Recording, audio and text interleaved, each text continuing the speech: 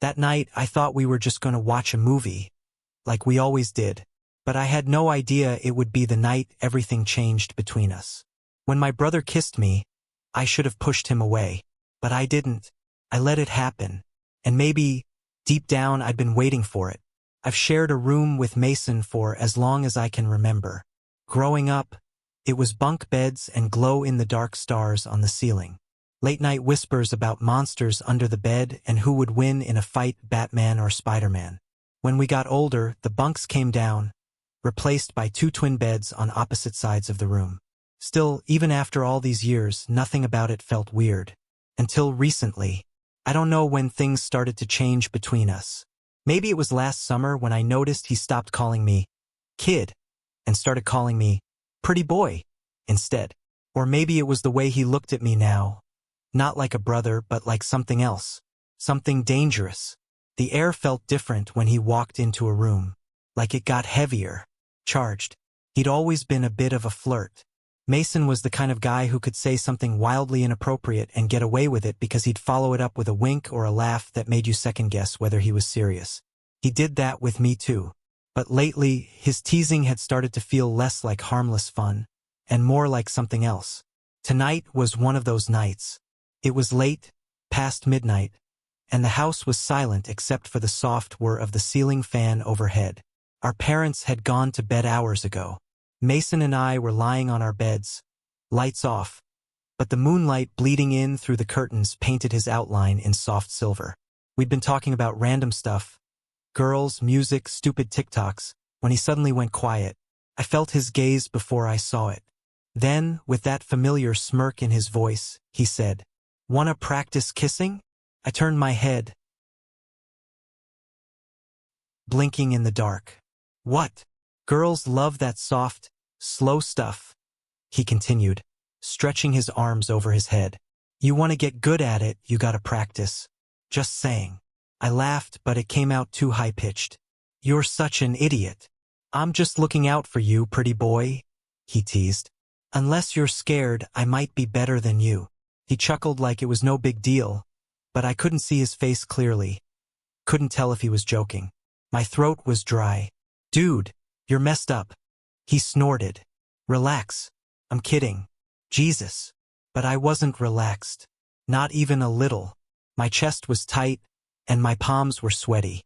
I was suddenly very aware of the shape of his body in the moonlight, the cut of his jaw, the way his shirt clung to his chest.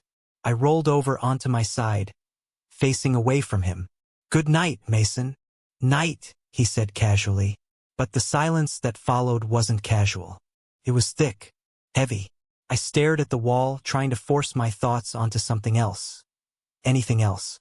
But my brain kept circling back to the sound of his voice, the way he said it, the idea of his lips close to mine, his breath warm and slow.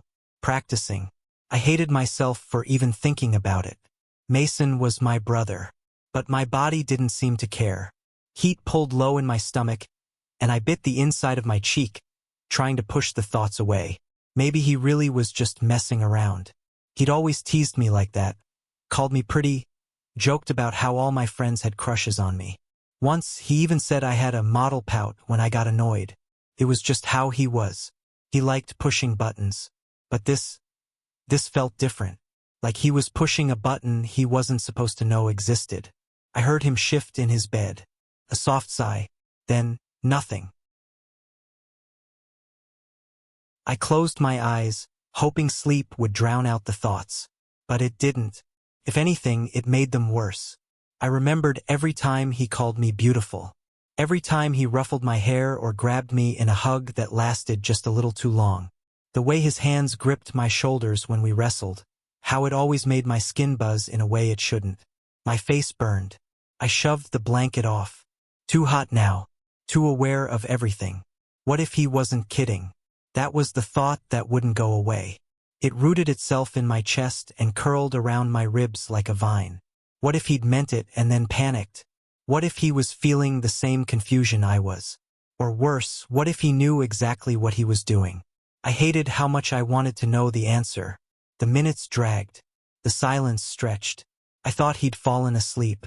But then, "Are you still awake?" Mason's voice cut softly through the dark. My heart jumped. Yeah. You okay? I hesitated. Yeah. Just thinking. A beat of silence. About earlier? I swallowed. It was just a joke, right? Another pause. He let out a breath.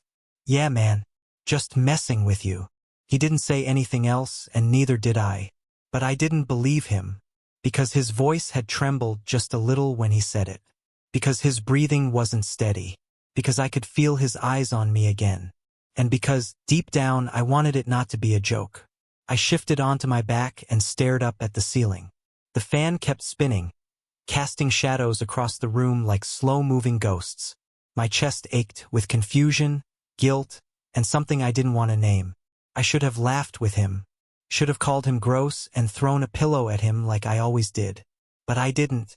I just lay there, still as stone, wondering what it meant that the thought of kissing my brother wouldn't leave me alone.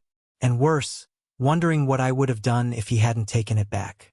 But I couldn't stop wondering. What if he wasn't kidding? Mason had always teased me. It was kind of his thing. I was the younger one, the sensitive one, the one who used to cry when he scared me with ghost stories. He used to poke fun at how I walked, how I dressed, even how I ate cereal like I was afraid the spoon would bite me. But that was the thing, it always felt harmless. Familiar. Brotherly. Lately, though, his teasing felt different. It wasn't the usual stuff. It was more pointed. Like when I walked into the kitchen that morning, and he raised his eyebrows slowly, lips curling into that cocky smile. Damn, he muttered, taking a sip from his coffee. You get hotter while I sleep or something? I blinked at him, confused. What? He shrugged casually, eyes still on me. You just look good, that's all. Didn't expect you to grow into that face. I rolled my eyes and tried to laugh it off, but I felt the heat climb up my neck anyway. I turned toward the fridge to hide it. Ah, he said behind me, his voice a little too soft. You're blushing again. I pulled out the milk, gripping the carton tighter than I needed to. Shut up. I'm just saying. It's kinda cute. I didn't answer. Couldn't. My heart was thudding too hard in my chest, and my face felt like it was on fire.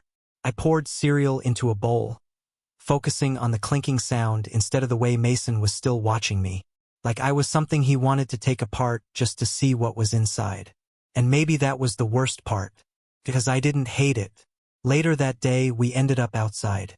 Dad had asked us to clean out the garage, which mostly meant Mason did half the work while I carried the lighter stuff and tried not to stare at him, especially whenever he lifted his shirt to wipe sweat off his forehead. His arms were tanner than I remembered, the muscles more defined.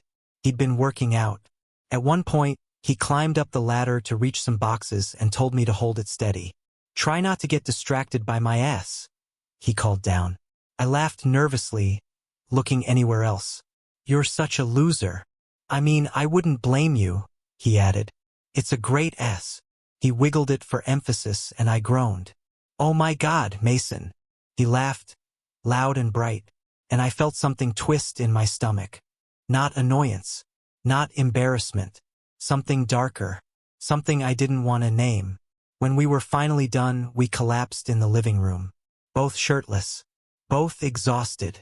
A movie was playing in the background, but I wasn't really watching it. I was too aware of how close we were on the couch. Our knees kept brushing. His bare shoulder was just a few inches from mine. He stretched, arms over his head, and his bicep grazed my cheek. Oops, he said with a lazy grin. Didn't mean to flex on you like that. You're such a dick, I mumbled. You like it, he said. Then, after a pause, he added, You know I'm just messing with you, right? I nodded. Yeah. But I didn't believe him, because if it was just messing around, why did he keep looking at me like that? Why did he always find a way to touch me? However small, however fleeting. That night I couldn't sleep again. I tossed and turned. Sheets tangled around my legs. Thoughts knotted in my brain. I kept remembering the sound of his voice. The way he said, You're cute, like it wasn't just teasing. The way his fingers had lingered on my wrist earlier when I handed him a screwdriver, like he didn't want to let go. I was losing my mind. At some point, past 1 a.m., I got up to get water. The hallway was dark, and I moved quietly, not wanting to wake anyone. I passed Mason's room, and then, "Hey!" His voice, soft and low, caught me off guard. I turned. He was standing in his doorway, shirtless, hair messy, just a pair of boxers hanging low on his hips. The hallway light cast shadows across his chest. "You good?" he asked. "Yeah," I said too fast. "Just water." He nodded, then stepped aside. "Come in for a sec?" I hesitated. Then stupidly I walked in. He closed the door behind me. The room smelled like him, clean and a little musky, like sweat and shampoo and something I'd never be able to name. "What's up?" I asked, trying to keep my voice light. He flopped onto the bed and patted the space beside him. "Sit. I'm bored." I sat, barely perched on the edge like the mattress might catch fire. Mason leaned back against the pillows, arms behind his head. "You've been acting weird lately." I glanced at him. "I have." He nodded. "Yeah, like you're scared of me or something." "I'm not." "You flinch when I touch you now." I looked down at my hands. "No, I don't." "You do." A silence stretched between us, long and awkward. Then, quietly, he said, "You remember the other night?" Of course I did. "Yeah." "I didn't mean to freak you out," he said. "I was just messing around. Like always." I nodded, not trusting my voice. But then he added, sitting up a little, "If I hadn't taken it back, what would you have done?" My breath caught. I looked at him, heart hammering. "I don't know," I whispered. He stared at me for a second. Then he reached out and touched my face, just his fingers, trailing lightly along my jawline. "You're blushing again," he murmured. I swallowed hard. "Stop." He didn't. His fingers slipped down to my collarbone, tracing the edge of my t-shirt. "Mason, I just want to know," he said, his voice rough now. "Tell me to stop and I will." I opened my mouth, closed it again. I couldn't speak. He leaned in close enough to kiss, so close I could feel the heat of his skin. But he didn't move further. He just looked at me, waiting. I stood up suddenly, chest tight. "Need to go." He blinked. "Okay." I turned and left the room, not daring to look back, not trusting myself. I didn't sleep that night either, but not because I was scared, because I wanted to go back. His touch still burned on my skin, and I knew this wasn't just teasing anymore. We were both playing with fire, and I wasn't sure who'd get burned first. Yet I was expecting that to be true, and that was just the beginning. The tension hadn't faded. It only thickened, like smoke you couldn't see but could feel, filling your lungs every time you tried to breathe. Ever since that night in Mason's room, everything between us had shifted into some new, unspoken territory. We didn't talk about it. We didn't mention how close he had leaned in, or how his fingers had brushed my collarbone, or how I'd bolted like the room was collapsing in on itself. But it was there, in the silence, in the stares that lingered a little too long, in the way my body would react before my brain even caught up. It was a Saturday when everything started to unravel. The sky was gray and threatening rain, the kind of afternoon that made the whole house feel sleepy and quiet. Our parents had gone out to visit family friends an hour away and wouldn't be back until late. Mason and I were alone, and the stillness of it all felt louder than it should have. I stayed holed up in my room most of the day, headphones in, trying to drown myself in music. But even that didn't help. Every time a floorboard creaked or a door opened somewhere in the house, my stomach clenched, automatically thinking it might be him. It was around 5 when the storm rolled in. Thunder cracked open the sky, and the rain came down fast, smacking the windows like it was trying to get in. I stepped out into the hallway, rubbing the back of my neck, and found Mason standing near the kitchen, shirtless, sipping from a glass of juice like nothing was wrong. "Power's probably gonna cut out," he said, eyes flicking up to meet mine. "Storm's intense." I nodded mutely. He tilted his head, like he was studying me. You've been hiding in your room all day. Just tired. I lied. You avoiding me? He asked with a small grin, and I hated that it still made my chest feel tight. And no. He stepped closer, the bare soles of his feet silent against the wood floor. Liar. I didn't move. He reached past me to grab a candle from the shelf, his arm brushing mine. You smell like my shampoo, he said under his breath. It's yours, I replied, barely audible. He just smiled and lit the candle, the flame casting soft shadows over his face. For a second, I couldn't look away. He turned to leave the kitchen. Come on. You're not gonna sit in your room all night. I followed him without knowing why. We ended up in the living room. The candle sat on the coffee table, the lights flickering above us until they finally gave out completely. The room went still, save for the occasional grumble of thunder outside. Mason sprawled across the couch, and I sat on the edge of the armchair, arms crossed, trying not to watch him as the candlelight danced over the lines of his body. You're quiet, he said. So are you. He tilted his head. Thinking about you. My throat tightened. Why? Mason's eyes found mine, something unreadable behind them. Because I can't figure out if you hate me, or if you're scared. Of what? He didn't answer. He just stood and walked over to where I sat, looking down at me with that same unreadable expression. I didn't move as he leaned over and rested a hand on the armrest beside my head. You could have told me to stop, he said quietly that night. You didn't. I walked away, but not because you didn't want it. I stood up suddenly, brushing past him. You don't know what I want. He followed. Then tell me. I spun to face him, my chest rising and falling. Why are you doing this? His voice lowered, eyes locked on mine. Because I don't want to lie anymore. Not to you. Not to myself. My pulse pounded in my ears. You're my brother. He took another step forward. Yeah, I know. He reached out slowly, fingers brushing mine. I didn't pull away. Couldn't. My body was trembling and still at the same time, like it didn't know how to be.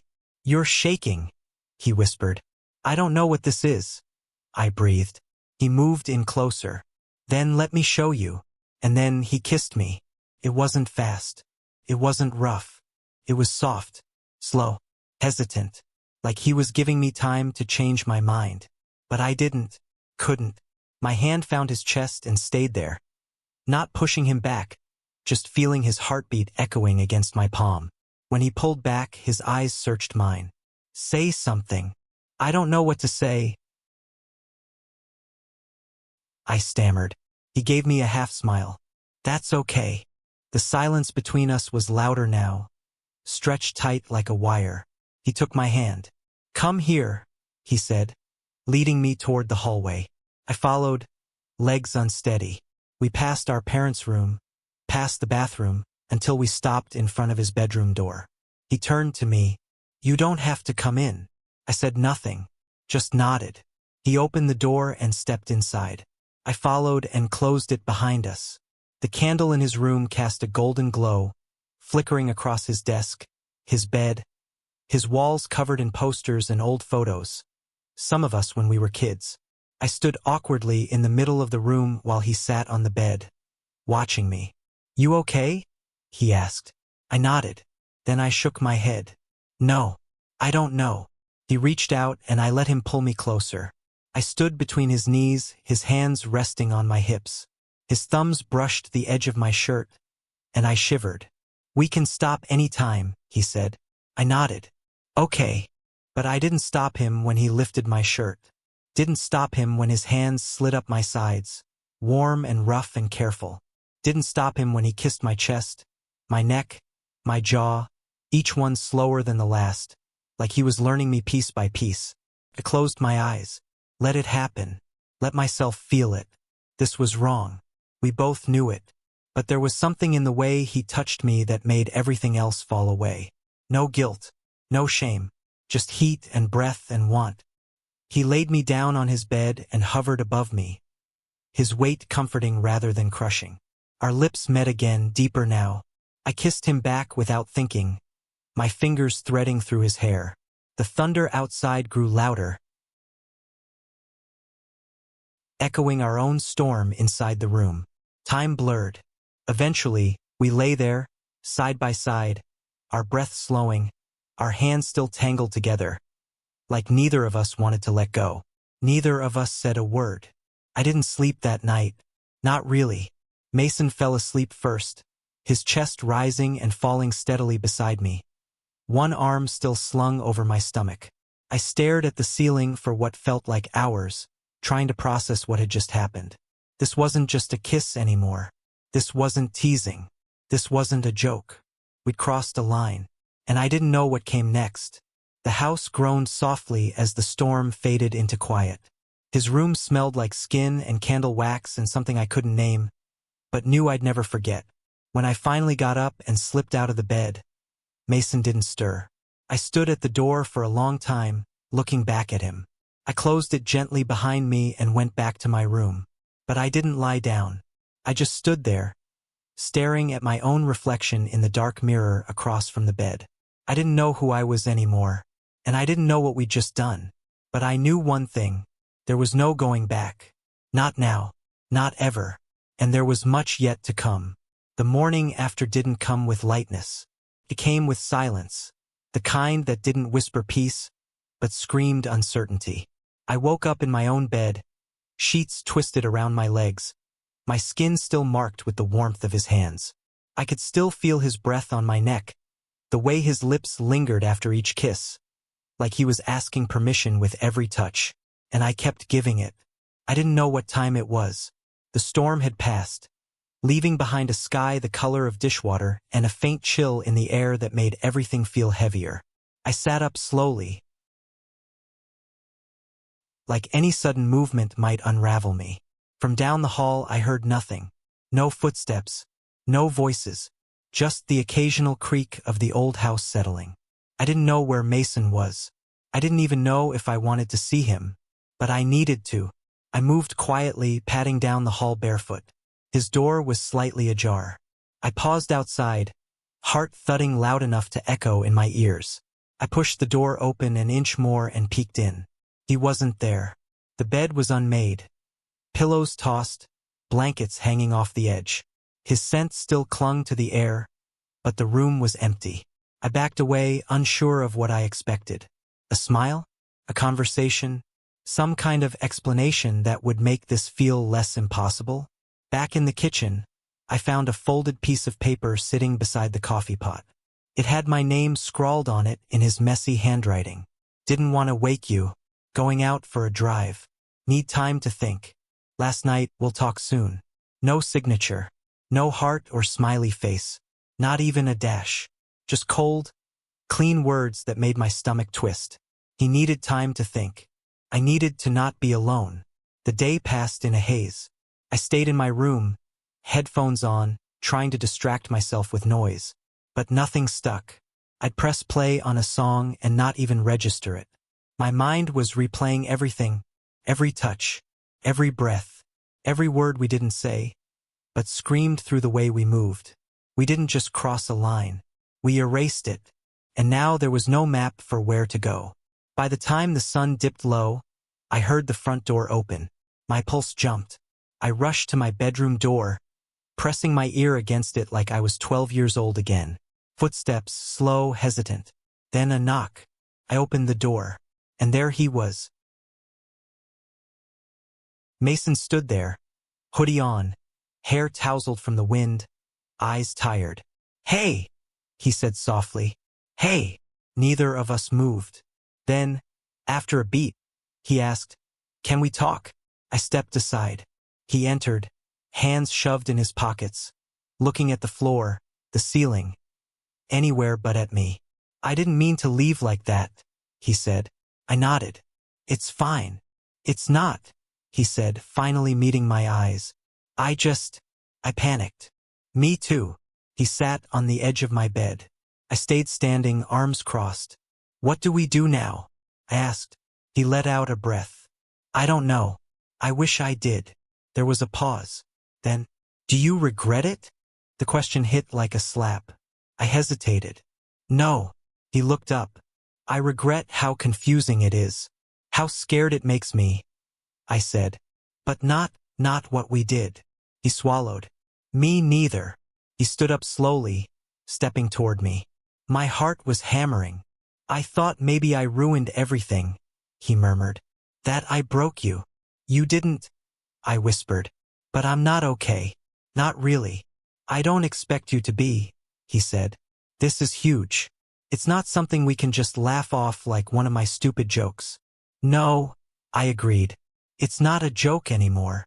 His fingers twitched at his side, like he wanted to reach out but wasn't sure if he was allowed. Last night, I said quietly, wasn't just about that. No, he agreed instantly. It was never just that. Then what was it? He stepped closer. Everything I've been scared to feel for years. I stared at him, my heart hammering. You felt this for years? He nodded, eyes wet now. I hated myself for it. Tried to push it down, joke it away. But then you started looking at me differently. And I couldn't unsee it. Couldn't stop. Tears pricked my eyes too. Why didn't you say something? Because I'm your brother, he said. I'm supposed to protect you, not confuse you, not touch you like that. But you did, I said. I know, he whispered. And I'm not sorry. I didn't answer. I just moved forward, wrapped my arms around him, and pressed my face into his shoulder. He held me like he was scared I'd vanish. We stood like that for a long time. No words, just breath and warmth and the sound of rain beginning again outside. That night we didn't sneak around. He didn't slip into my bed like a secret. He came in, closed the door behind him, and laid beside me like it was the most natural thing in the world. I turned to face him in the dark. He reached out and touched my cheek, gently brushing my hair back from my forehead. Are you sure? He whispered. I nodded. This time, it wasn't fast. There was no rush, no panic, just slow, careful touches. A kiss that started soft and deepened slowly. His hands moved over me like he was rediscovering me. Like everything he did was a question, and every sigh I gave was the answer. It wasn't just physical. It was emotional, devotional. When we finally gave in completely, it felt like falling and flying at the same time. Terrifying, beautiful, irrevocable. Afterward, we lay tangled in each other, breathing slowly, our hands still linked, like neither of us wanted to let go. Mason pressed a kiss to my forehead. I love you. I didn't flinch. I think I always have, he added. My voice shook when I said, I don't know what we are, but I don't want to lose you. You won't. How can you be so sure? He pulled me closer. Because I'm not letting you go. We didn't sleep much. Not because of guilt, but because we kept whispering things we'd never had the courage to say before. He told me how he'd known for a long time that his feelings weren't brotherly. I told him how confused I'd been every time he touched me. How I hated that I wanted more, and hated myself for wanting it. But by morning, there was no room left for shame. Only reality. We had crossed the point of no return. And the world beyond that point was still unknown. But I wasn't afraid. Not when he looked at me like that.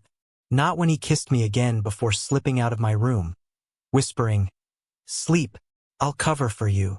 And when I laid back on my pillow, still smelling like him, I realized I didn't care what we called it, because for the first time I didn't feel broken.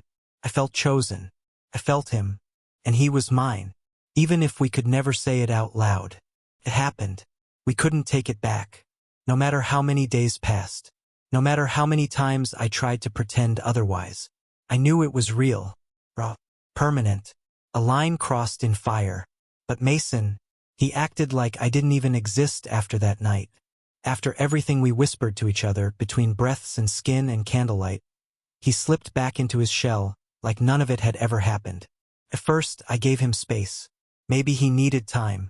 Maybe he was scared. I was scared too. But I waited, naively believing he'd come around. Say something. Feel something. Days passed. And nothing. At meals, he barely looked at me. He sat on the other end of the couch during movies. Our jokes dried up. The eye contact vanished. He didn't come to my room anymore. Didn't even knock. Like we were strangers again. No, worse. We were strangers who shared a secret so big it was threatening to split me down the middle. By the end of the week, I wasn't sleeping. I'd lie in bed for hours, replaying every moment of that night, questioning whether I'd imagined it all, whether I was the only one who felt it, whether Mason had just used me for comfort, for curiosity, for whatever broken part of him he couldn't face in daylight. By the seventh day, something in me snapped. I found him in the garage, elbows deep in a box of tools, pretending he didn't notice I was standing there. The quiet buzz of his music playing through one headphone didn't hide the tension in the room. "We need to talk," I said. He didn't look up. "Now's not a good time." "No," I said louder. "Now is the only time. You've been avoiding me all week." He set the wrench down with more force than necessary and turned around, face blank. "What do you want me to say?" "I want you to stop pretending like I don't exist," I said. My voice cracked, but I didn't care. "I want you to stop acting like that night didn't happen." Mason looked away, jaw tight. "It was a mistake." The words hit harder than a slap. A mistake. He nodded once. "A moment of weakness. We got caught up. That's all it was." I took a step closer. "Was it? Or are you just scared of what it means?"